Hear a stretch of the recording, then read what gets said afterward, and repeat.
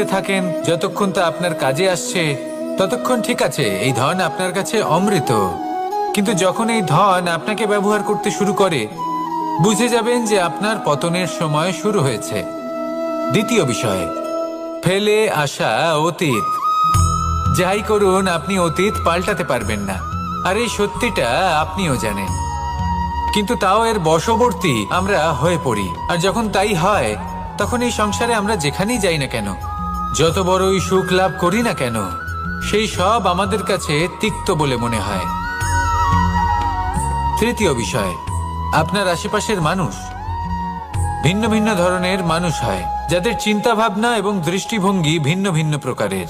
যদি এদের বশবর্তী আপনি হয়ে পড়েন, তাহলে কেউ বলবে এটা করো, এটা ভালো। কেউ বলবে এটা করো না, ওটা করো, ওটা ভালো কাজ। কেউ বলবে এই দুটোই করো না, অন্য কিছু করো। এই কথাগুলিতে আপনি এতটাই